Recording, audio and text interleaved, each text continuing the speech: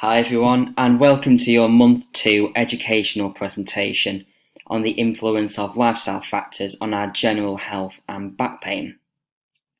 So throughout this presentation, I'll be discussing how some lifestyle factors may negatively affect our health and back pain symptoms, whilst delving a bit into the mechanisms behind them. So from our previous presentations, we now know that back pain is not a simple injury with simple causes and risk factors, but that is actually a very complex injury with many contributing factors which lead to the occurrence of back pain and the high rate of unfortunate lengthy recurrences of it. And this is what this presentation is about. The more we know and understand about the risk factors and contributors to back pain, the more aware and inclined we will be to change our lifestyle and change our back pain for the better. And here are just a few of the examples of the lifestyle factors and choices that we'll be talking through briefly in this presentation. So let's get started on activity levels. So our daily activity levels are really important, and our activity levels are quite clearly dependent upon our job. If we have an office job, we are inevitably going to complete fewer steps per day than, let's say, a builder or gardener. But now I'm not saying that people who are highly active don't get back pain, but it's whereabouts on the scale you are. And as a physio, the vast majority of back pain sufferers that I see in clinic have activity levels that are generally too low, and the scales aren't balanced, which contributes to the scales leaning towards back pain. But without a shadow of a doubt, back pain is more prevalent in people who are less active, whether that be due to a person's work or maybe just their pre-existing back pain, which may have been going on for quite a long time, which therefore leads to pain and difficulty being physically active. And this is why we have introduced the daily step count into this back pain program. As our body is designed to move, if we don't, we become stiff, weak, and tight. And as we learnt from the presentation in month 1 around exercise as a treatment for back pain, no particular form of exercise is superior. So walking is actually a great form of treatment for back pain and our general health. But consistently reaching step counts is actually quite difficult, especially when it's not purposefully incorporated into our daily routines.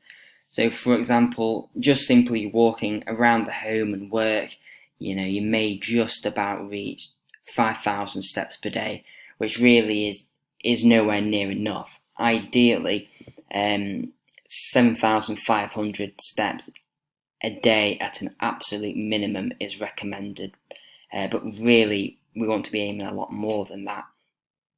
And this 7,500 is the step count which you're slowly progressing up to as you progress through this 90-day course. And so you may need to get creative with how you get these additional steps. Taking the dog for an extra 20 minutes, or parking your car a mile away from work, or just simply walking a longer route to get from A to B.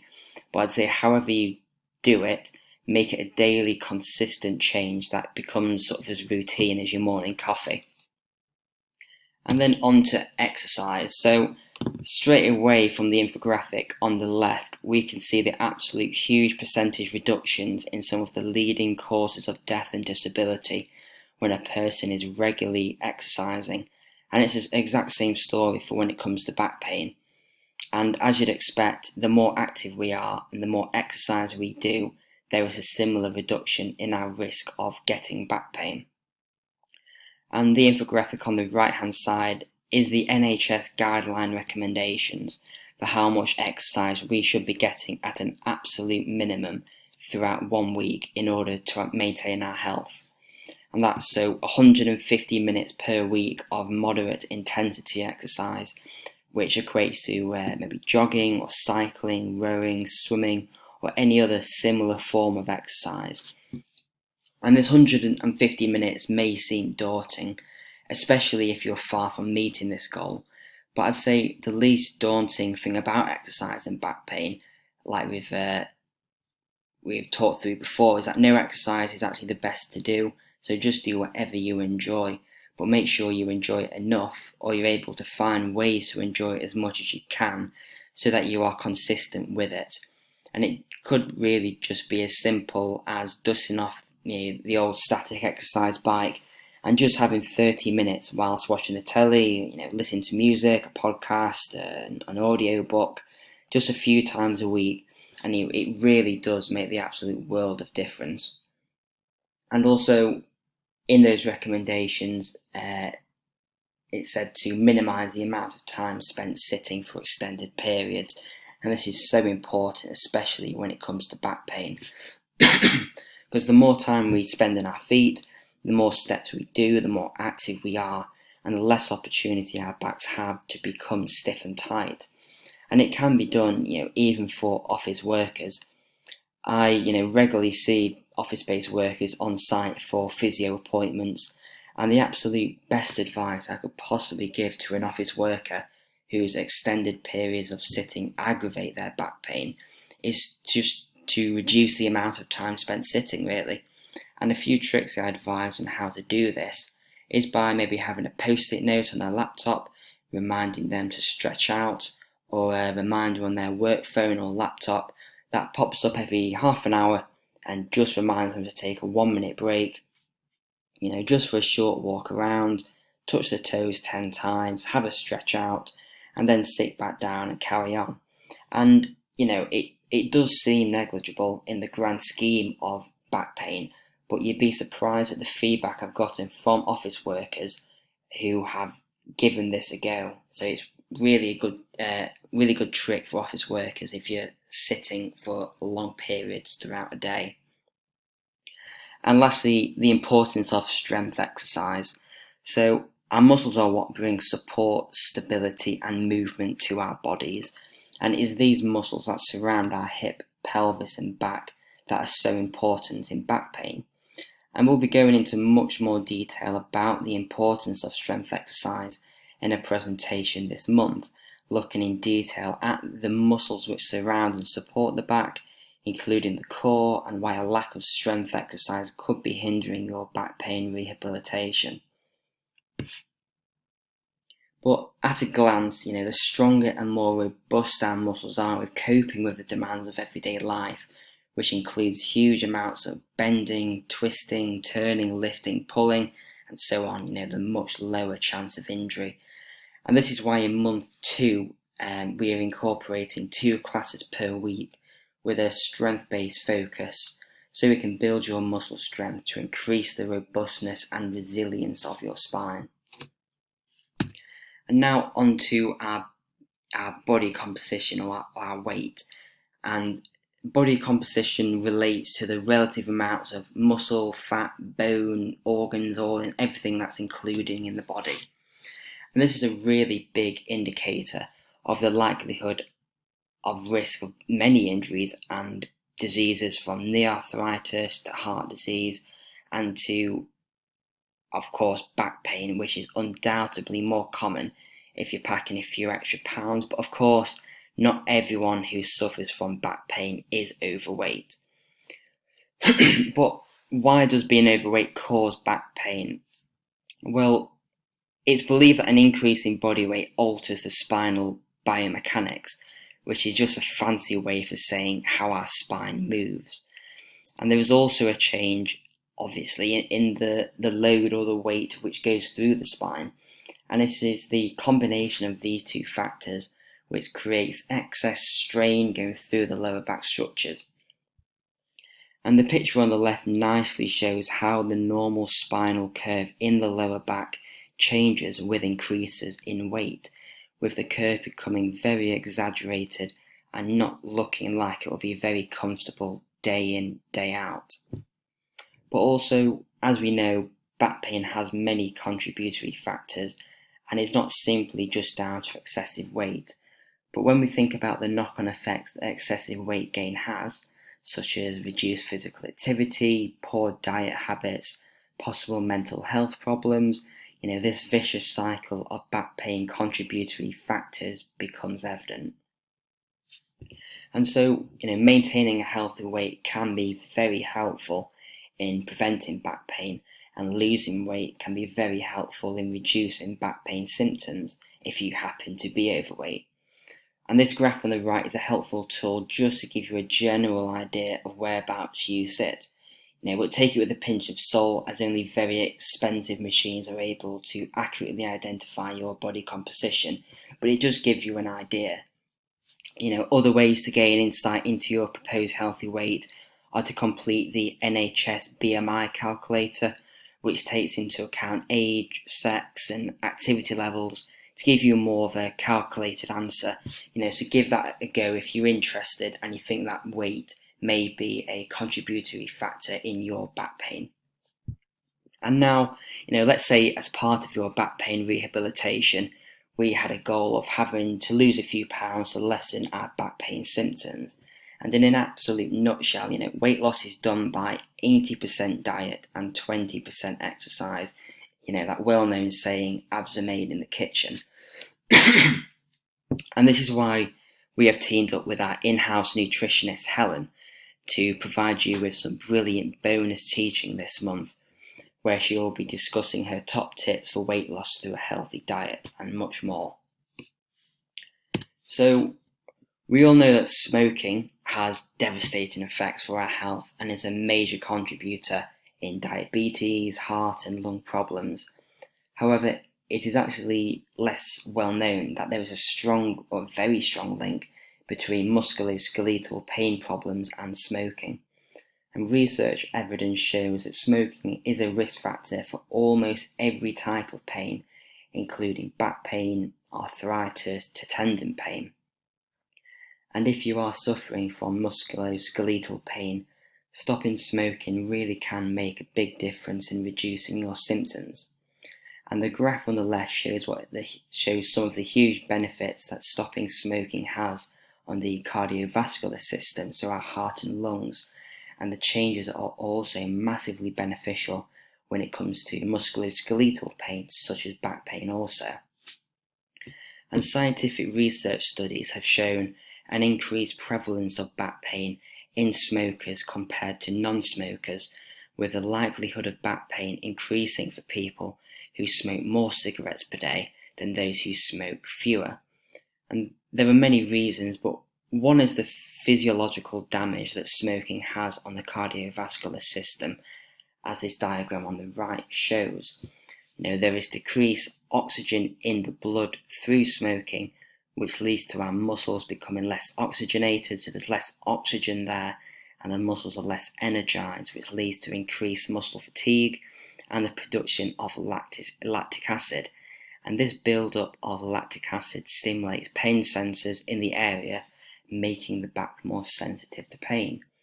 And also, the lower the muscle fatigue of the muscles surrounding our back, hip and pelvis, the quicker they get tired and fatigued, leading to an increased likelihood of them becoming achy and painful.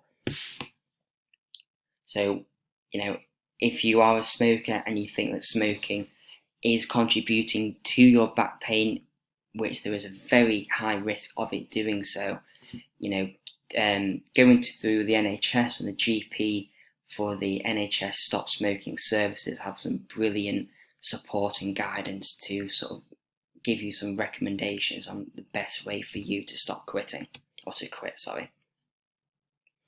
And then on to our sleep. And just as we need food, water and oxygen, we also require sleep. And sleep helps you recharge both physically and mentally. And while you sleep, your body is busy doing important jobs to ensure you wake up refreshed and healthy. And your brain is cleaning itself of waste products, and your muscles, bones and organs are repairing themselves during sleep. And an interesting research study found that in athletes who slept less than 8 hours per night had twice the risk of injury than their counterparts who slept more than 8 hours per night. So, sleep really is the ultimate recovery formula, and it's no different for athletes and injury risk to the general population and back pain. Sleep really is imperative. And so it's really important you get a good night's sleep, both in quantity and quality. And when you have a musculoskeletal condition such as back pain that causes you pain, getting that good night's sleep, definitely can be more challenging. But how much sleep is enough? And the golden rule for quantity is between 7 to 9 hours. But naturally, some people require a bit more, some a bit less. And for sleep quality, a big factor is the ability to stay asleep and not wake up frequently during the night. And both of these are just as important as the other. But in terms of how sleep and back pain are linked, well, not getting enough quality sleep lowers your pain threshold, so you're more susceptible to pain, meaning, we become more sensitive to it and therefore more likely to suffer general aches and pains and back pain symptoms. But it also creates a vicious cycle, as the diagram on the right shows, whereby pain leads to reduced sleep, leading to reduced activity levels due to fatigue, and therefore a knock-on effect on your back pain symptoms. But it isn't only back pain that can cause sleep problems. The reverse can also happen, as poor sleep is a big risk factor for back pain prevalence, and poor sleep has been scientifically proven to be a potent risk factor for a whole host of physical and psychological problems, including sort of obesity, to depression, dementia, diabetes, and chronic pain, including persistent lower back pain. And the people who are more at risk of poor sleep are people who have maybe work, social, and environmental stresses such as odd working hours, job dissatisfaction, or high stress levels. And this makes these people more vulnerable to pain due to not only the stresses themselves, but, and perhaps more importantly, due to how these stresses negatively affect their sleep.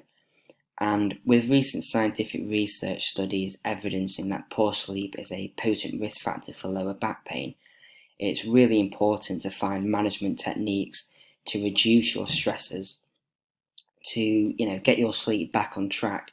And the NHS has some brilliant advice and links to sleep apps and podcasts to make sure you are getting the most out of your sleep.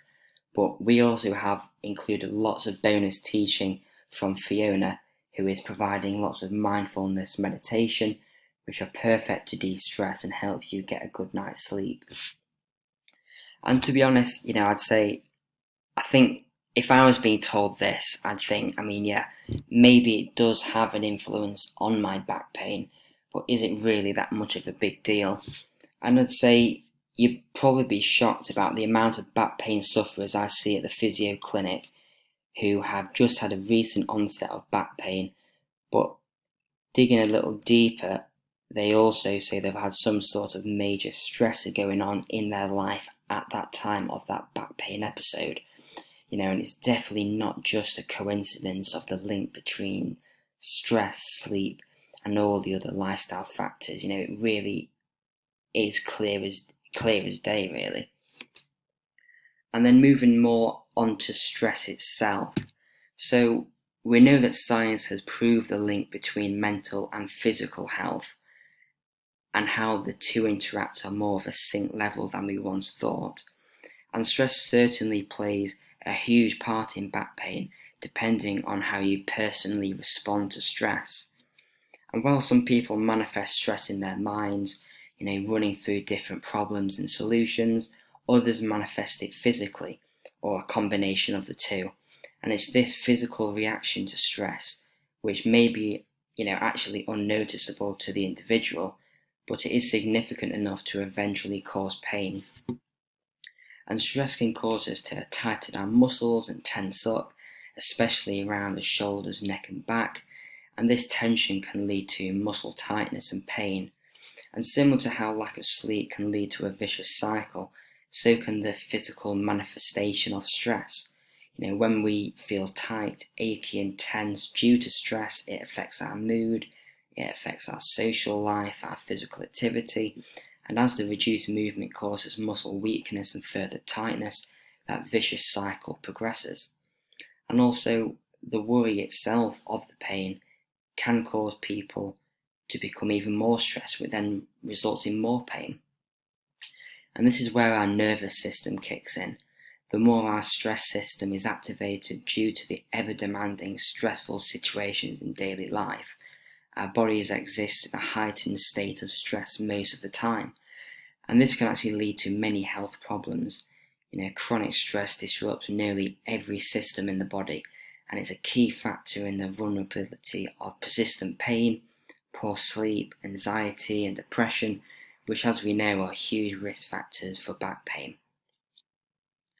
So I hope you found this presentation interesting, and it sheds some light onto some of the lifestyle factors which play a role in back pain, and how changing some of these lifestyle factors could massively improve your back pain symptoms and maybe even reduce your back pain recurrence in the future.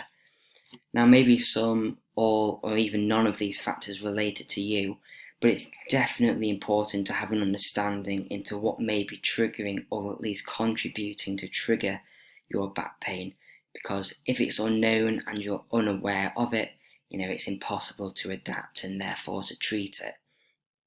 And of course, if you'd like any further details or support into changing your lifestyle factors, be that a nutritional plan from my in-house nutritionist, some more meditation and yoga information from my yoga instructor, or further information about how you can adopt exercise into your lifestyle to maybe maximize weight loss and stress relief, we have loads of advice and support we can offer you. So just get in touch if you'd like some further support, and good luck with all your exercise classes, and I look forward to seeing you next time.